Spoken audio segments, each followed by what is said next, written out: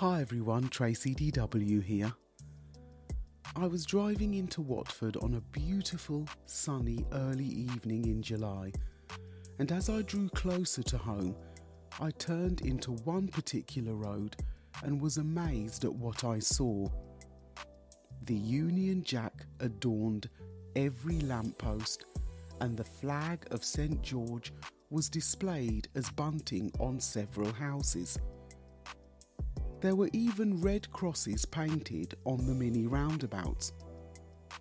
Of course, this surprise display aroused my curiosity, and on reaching home and conducting a little research, I realised that what I had encountered that evening was a phenomenon called Operation Raise the Colours, a campaign encouraging people to display the Union Jack and the flags of the UK's nations on public infrastructure such as lampposts and roundabouts.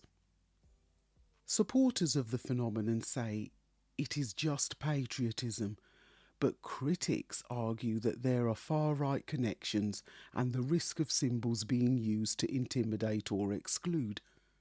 Some councils have removed flags or bunting, citing safety or permission issues. Others have defended flag displays or encouraged them. The current spike in flag displays can be tied to dissatisfaction with current immigration policies or concerns about national identity. However, others see this connection as unfair or misleading, arguing that flying flags does not automatically signal hostility. There's a lively debate in the UK right now about patriotism, especially around the Union Jack and the St George's Cross. Opinions are quite mixed, and much depends on people's backgrounds, politics, and how they see current issues like immigration, identity, and history.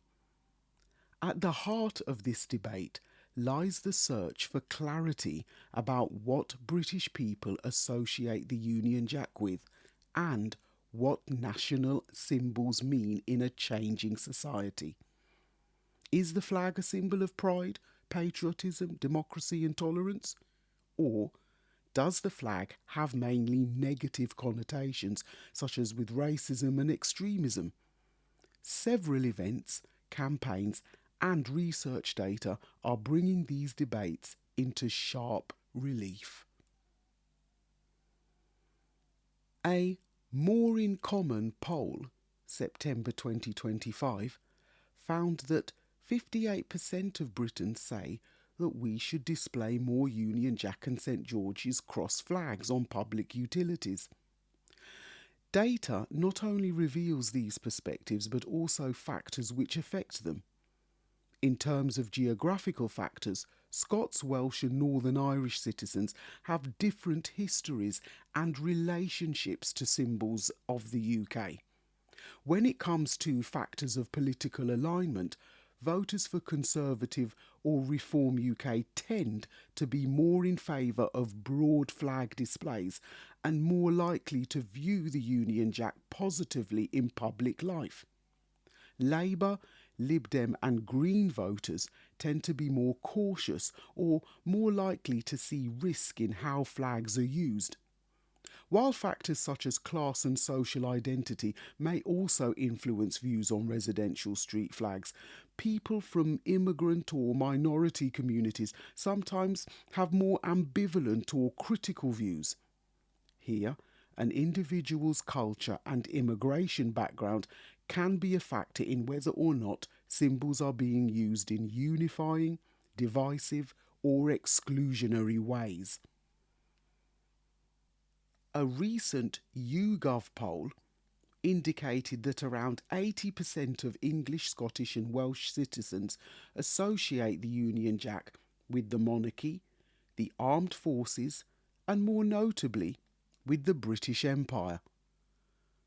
There was less commonality and agreement in associating the flag with other elements such as pride and patriotism, with 80% of English compared with 68% of Welsh and 56% of Scottish, and democracy and tolerance, with 54% of English, 47% of Welsh and 41% Scottish.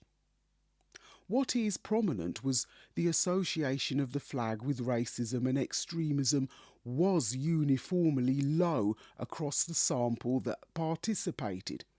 15% English, 16% Welsh and 25% Scottish, and roughly a quarter to a third of the sample saw the Union Jack as a symbol representing a modern and diverse Britain. Some data samples also suggest that Scots may be significantly less likely than English people to see the Union Jack as pride and patriotism, and may be more likely to see it as associated with racism and extremism.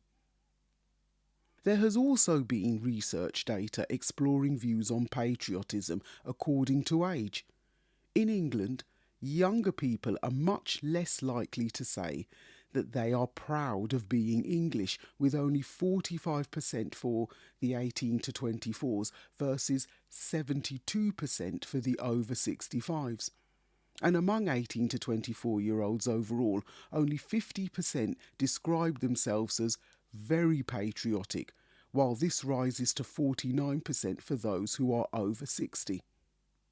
It may suggest that young people are more ambivalent and less interested in traditional symbols and identify the Union Jack far less with national identity alone. So, how can we place this data into some kind of meaningful context? Some of the worries people raise about flag displays of the Union Jack and the St. George flag include that patriotic symbols, such as flags, are being co-opted by far-right or anti-immigration groups to signal exclusion or hostility. That showing flags or using like slogans without addressing deeper social issues, such as inequality, racism and immigration, risks feeling superficial or symbolic rather than meaningful. Some surveys show people are less proud and are becoming more critical of Britain's history than before, and that when patriotism becomes rigid or uncritical, it may gloss over historical aspects that people find troubling, like the history of empire, colonialism and slavery, or fail to acknowledge how the UK has changed. However, what has changed? People emphasise that patriotism should also be about civic values. Things like fairness, community, respect and democratic participation, rather than just symbolism. There is a strong pull both ways, though. One side that argues for reclaiming these symbols in everyday life, making them non-controversial signs of identity, and another side that fears their misuse or appropriation in divisive politics. However, amid the debate, there's a large group who seem to want a gentler, more inclusive patriotism. Displaying national symbols in public is broadly supported by many, if done in ways that feel inclusive rather than divisive. People want patriotism that doesn't exclude minorities or create a sense that real Britishness means only coming from a specific background. And many argue that the Union Jack should belong to everyone in Britain and not just be a tradition for some. If you liked this podcast, then stay on this listening platform, click the subscribe button and check out my other episodes related to this one, such as Claiming Back the Union Jack Parts 1 and 2 from Season 4, Parliament and Empire Parts 1 and 2 from the 3rd season, and What's the State of the Union, also from the 3rd season. And don't forget what I call the heart and soul of the Stories to be Told movement. My stories or poetic narratives, Caribbean Wind, Caribbean Rush, Knights at the Round Table, the Berlin Conference 1884, and Gone with the Wind, Macmillan's Speech for Change. These are all available on the website in paperback, on Amazon in Kindle format, and in ebook format at Apple Books and all other digital platforms. Also, the publication of the latest 4 titles. Now, if you want to find out more, just visit storiestobetold.com and check out the learning platforms for The Journey's End, Giving Back Hong Kong, Bite from the Big Apple, A Story for New York, Hope for Zimbabwe, Arise the Phoenix, and A Story for South Africa. If you'd like to sign up to my email list, just visit the website where you can opt in and receive your free samples of my first 4 titles. And finally, remember that you can also send me an audio message on the SpeakPipe link, which is also in the show notes, so don't be a stranger. Feel free to like, follow and share us on social media when you visit the website. Just click on to whichever social media link you would like to follow us on. And, as always, it is a pleasure and a privilege to share my learning journey with you in this podcast series, and I encourage you to either begin or continue your own, because history is a matter of fact or perspective. I'm Tracy DW, and this is a Stories to be Told podcast. Stay safe, stay well, stay blessed. Thanks so much for listening, and I'll see you on the next page.